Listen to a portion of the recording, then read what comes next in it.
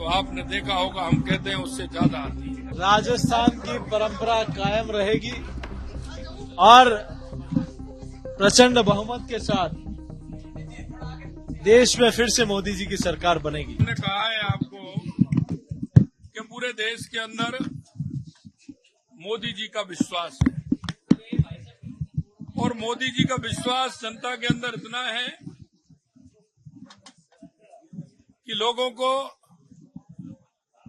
2014 के बाद जिस तरह से गरीब कल्याण के कार्य हों, विकास के कार्य हों, सीमाओं की सुरक्षा हो, आतंकवाद और उग्रवाद से मुक्ति हो या दुनिया में बढ़ता हुआ गौरव हो, ये देश की जनता को दिख रहा है और देश की जनता इस बात को जानती है कि मोदी जी जो कहते हैं वो करते हैं और करते हैं वो कहते हैं, ये विश्वास है।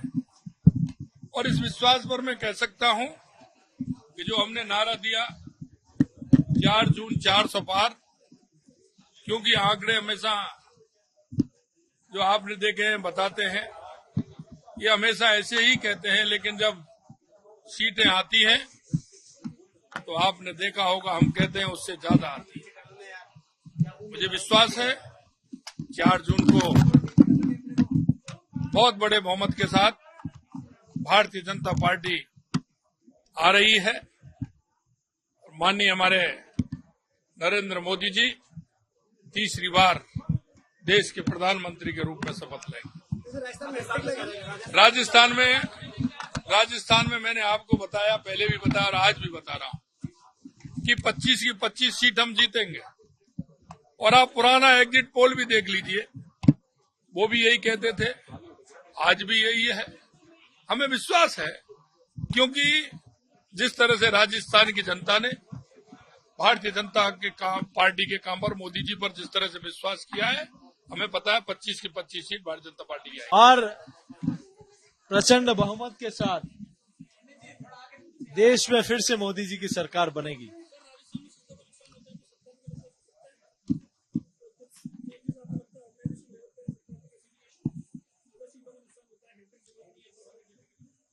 कोई नुकसान नहीं होने वाला, चिंता मत करिए आप। और सुनिए भैया, नहीं कोई नुकसान नहीं होने वाला। हाँ,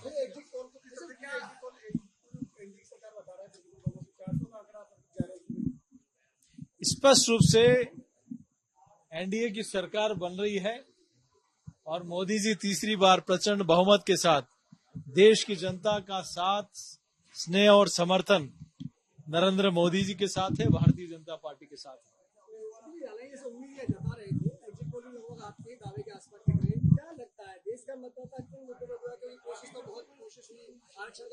देखिए, कांग्रेस ने और इंडी गठबंधन ने बहुत देश की जनता को गुमराह करने का, भ्रमित करने का जो अब तक का स्वभाव रहा है, इस बार भी वो सारे कुत्सित प्रयास किए गए, लेकिन जनता अब इनका असली चेहरा जान चुकी है।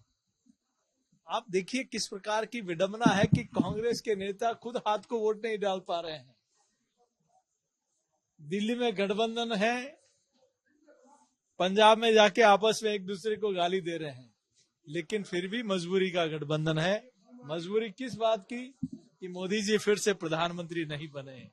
क्यों नहीं बने? कि उन्होंने 10 सालों में हर गरीब के, महिला के लिए, युवा के लिए, किसान के लिए सशक्तिकरण के काम को किया है। जो 60 साल में आप नहीं कर पाए, वो मोदी जी ने 10 सालों में करके दिखाया है।